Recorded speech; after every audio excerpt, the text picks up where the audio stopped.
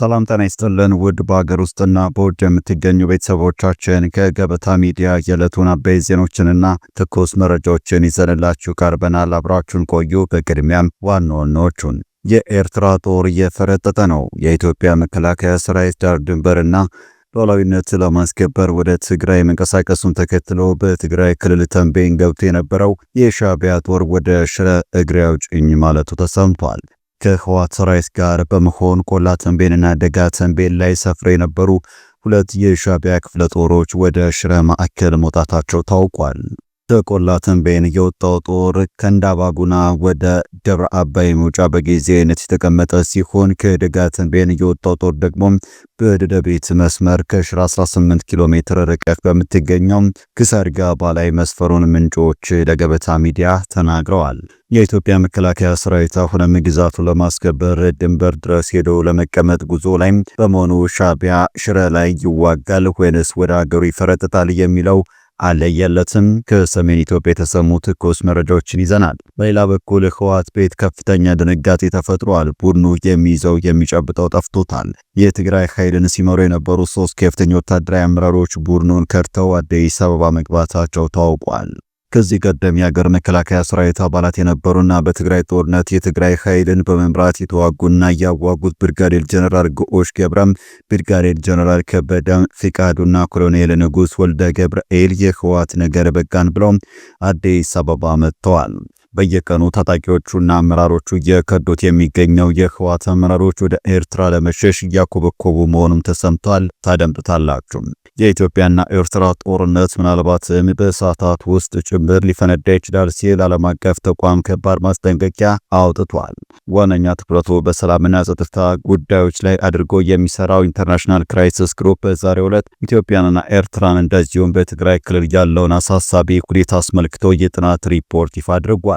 ዓለም አቀፉ ተቋም ባወጣው አዲስ የጥናት ሪፖርት ላይ እንደተመለከተው በኢትዮጵያና ኤርትራ መካከል እየተባባሰ የመጣው ውጥረት እንደዚሁም በፌዴራል መንግስቱና በህወሓት መካከል መልሶ እያገረሸ ያለው ግጭት አዝማሚያ ወደ ጦርነት ሊቀየር ከጫፍ ላይ ደርሷል ሲል አሳስቧል። እስከ ዝግጅታችን ፍጻሜ አብራችሁ ስትቆዩ የምታደምጡት ሌላኛው አበይት ጉዳይ ነው።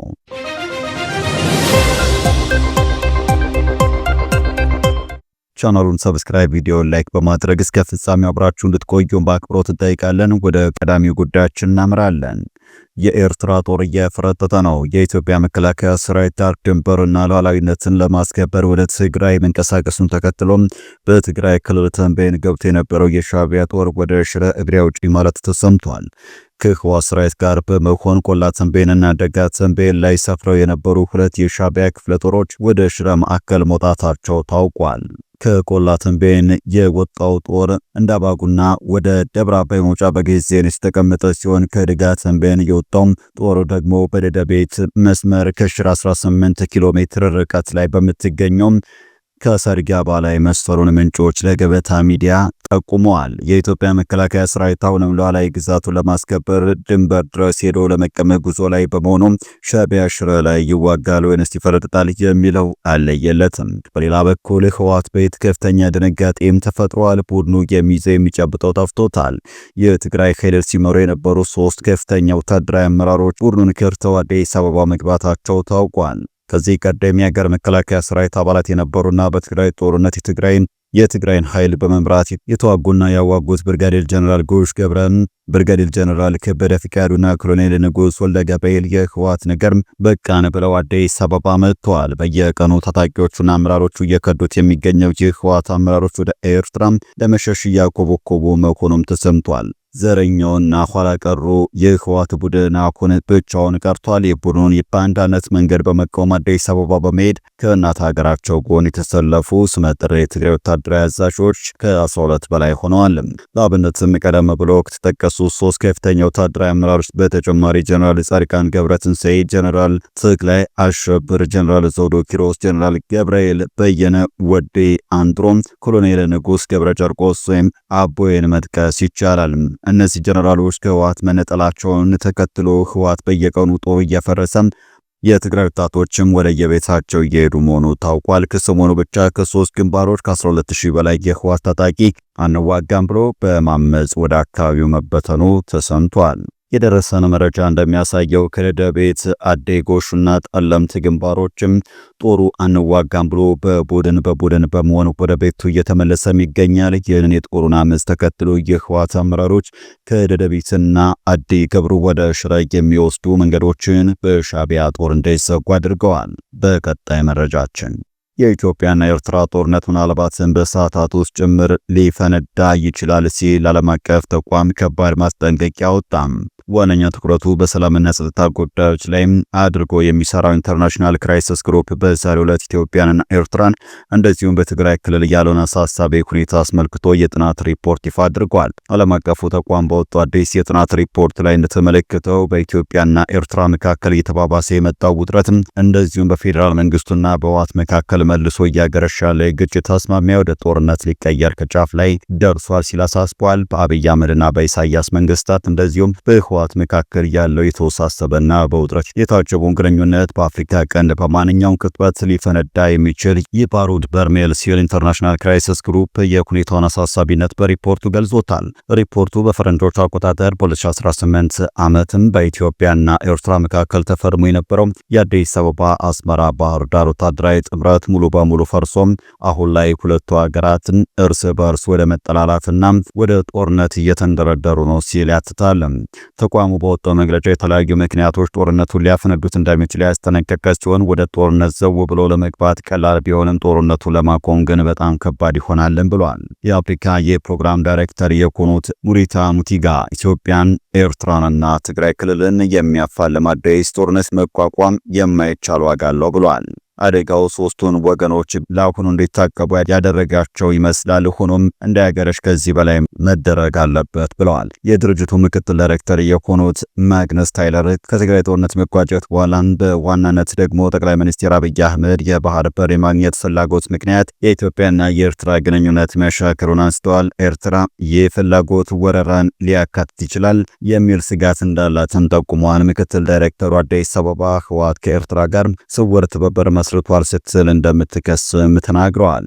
የክራይሲስ ግሩፕ መግለጫ በቅርቡም በፌዴራል መንግስቱና በትግራይ ኃይሎች የድሮን ጥቃትን ያካተተው ግጭት ኤርትራንን በመሳብ ወደ ሰፊ ጦርነት ሊቀየር እንደሚችል ያሳያልን ብሏል። ተቋሙ አክሎም በሰሜን ኢትዮጵያ አዲስ የሚቀሰቀስ ግጭት በሱዳን ካለው ግጭት ጋር ተደራርቦ ሀያላን የውጭ ተዋናያን እንደሚስብና ተለዋዋጭ የሆነው የቀይ ባህር ቀጠናን እንደሚያውክ አስጠንቅቋል።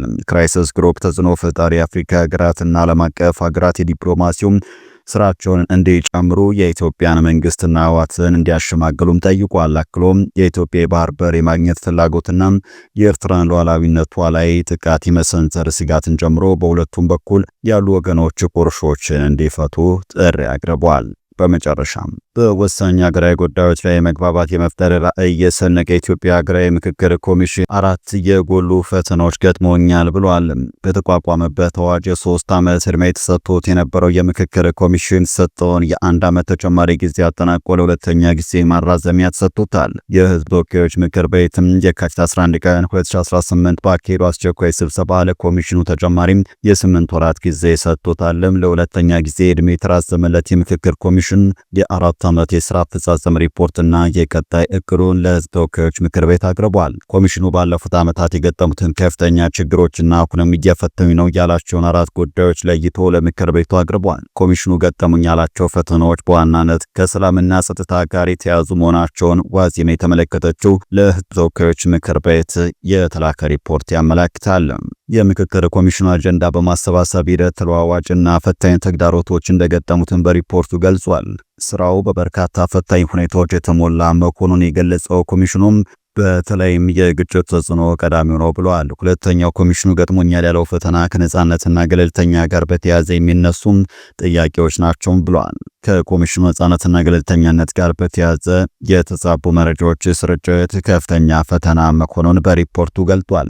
አንዳንድ የፖለቲካ ፓርቲዎች በራሳቸው ምክንያት በምክክር ሂደቱ አለመሳተፋቸው ተግዳሮት እንደሆነበትም ኮሚሽኑ ጠቁሟል። ከጅምሩ በምክክር ሂደቱ ካልተሳተፉ ፖለቲካዊ ፓርቲዎች በተጨማሪም በመሃል ራሳቸውን ያገለሉ ፓርቲዎች መኖራቸው ይታወቃል። ከጅምሩ በኮሚሽኑ ላይ ገለልተኛነት ጥያቄ በማንሳት ራሳቸው ከተሳትፎ ካገለሉት ፓርቲዎች መካከል የኦሮሞ ፌዴራላዊ ኮንግረስ ኦፌኮ፣ የኦሮሞ ነጻነት ግንባር ኦነግ የሚገኙበት ሲሆን የኢትዮጵያ ሕዝቦች አብዮታዊ ፓርቲ ኢህአፓና እናት ፓርቲ የግጭት መቆምና የፖለቲካ እስረኞች መፈታትን እንደ ቅድመ ሁኔታ አስቀምጠው ራሳቸው ከሂደቱ ማግለላቸው ይታወሳል። ኮሚሽኑ ከጅምሩ ራሳቸውን ያገለሉ ፓርቲዎች ወደ ሂደቱ እንዲገቡና በመሃል የወጡት ፖለቲካ ፓርቲዎች ተመልሰው በምክክሩ እንዲሳተፉ ለማድረግ ጥረት እየተደረገ መሆኑ በሪፖርቱ ተጠቁሟል። በአራተኛነት የተቀመጠው የኮሚሽኑ ፈተና የታጠቁ ቡድኖች ተሳትፎ አለመኖር ነው።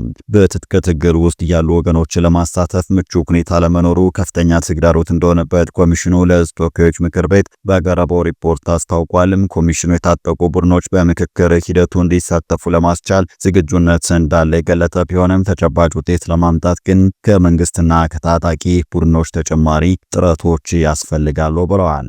በ4 ዓመቱ የምክክር ሂደት 2 የታጠቁ ቡድኖች አጀንዳዎቻቸውን እንዳቀረቡለት ኮሚሽኑ በሪፖርቱ ጠቅሷል። የምክክር አጀንዳ አቅርቧል ተብሎ በስም የተጠቀሰው አንዱ ታጣቂ ቡድን ኦነግ ሸኔ ሲሆን ሁለተኛው ደግሞ ትጥቅ ፈቶ ወደ ሰላም ተመልሷል የተባለው የአማራ ፋኖ ህዝባዊ ኃይል አፋሕድ ነው። በሌላ በኩል ኮሚሽኑ ስራውን በተሰጠው የ1 ዓመት ተጨማሪ ጊዜ እንዲያጠናቀቅ እንቅፋት የሆነበት የትግራይ ክልል ወደ ሂደቱ አለመግባት ነው ብሏል። በ11 ክልሎችና 2 ከተማ አስተዳደሮች እንዲሁም ከዲያስፖራ ማህበረሰብ ክፍል አጀንዳ መሰብሰቡን የገለጠው ኮሚሽኑ በትግራይ በኩል ሁኔታዎች አልተመቻቹልኝም ብሏል። በሌተናንት ጀነራል ታደሰ ወረደ የሚመራ የትግራይ ጊዜ አስተዳደር የተለያዩ ቅድመ ሁኔታዎችን በመደርደር ምቹ ሁኔታ አልፈጠረም በማለት ኮሚሽኑ በሪፖርቱ የገጠመውን ተግዳሮት ገልጿል። ኮሚሽኑ ከታህሳስ 2015 ጀምሮ ከክልሉ አመራሮች ጋር በተደጋጋሚ ውይይቶች ያደረገ ቢሆንም እስካሁን ድረስ የምክክሩ ሂደቱን መጀመር አለመቻሉን አስታውቋል። ኮሚሽኑ ከጊዜ አስተዳደሩ ጋር ታህሳስ 2018 ባደረገው ውይይት በ5 ዞኖች ተሳታፊ ልየታና አጀንዳ ማሰባሰብ ለማድረግ ስምምነት ላይ ከተደረሰ በኋላ አለመሳካቱን ጠቁሟል። በክልሉ ጊዜ አስተዳደር በኩል አስፈላጊው መመሪያ ለዞን ለወረዳ አመራሮች ጥሪ ባለመተላለፉ ወደ ተግባር መግባት አለመቻሉን ኮሚሽኑ ጠቁሟል። ኮሚሽኑ ለ2018 በጀት ዓመት ከመንግስት ከተመደበለት 1 ቢሊዮን 880 ሺህ ብር መደበኛ በጀት በግማሽ ዓመቱ ከገንዘብ ሚኒስቴር ከተለቀቀለት 300 ሚሊዮን 770 ሺህ ብር ውስጥ 57 ሚሊዮን ብር ብቻ ተጠቅሟል። በበጀት ዓመቱ ግማሽ ዓመት ከተፈቀደው በጀት ጥቅም ላይ የዋለው 19.2 በመቶ ብቻ የሆነው በትግራይ ክልል የምክክር ሂደት ባለመጀመሩ ነው ተብሏል። ኮሚሽኑ ከተባበሩት መንግስታት የልማት ፕሮግራም ለዋናው የምክክር ጉባኤ ማስፈጸሚያ የሚውል 253 ሚሊዮን 458 ሺህ ብር ማግኘቱን ዋዜማ የተመለከተችው ሪፖርት አሳይቷል። ውድ ተመልካቾቻችን ለዛሬ ያዘጋጀንላችሁ አበይት ዜናዎች እነዚህ ነበሩ። ገበታ ሚዲያን ሰብስክራይብ በማድረግ ቤተሰብ ይሁኑ እያልን ተሰናበትን። ጤና ይስጥልን።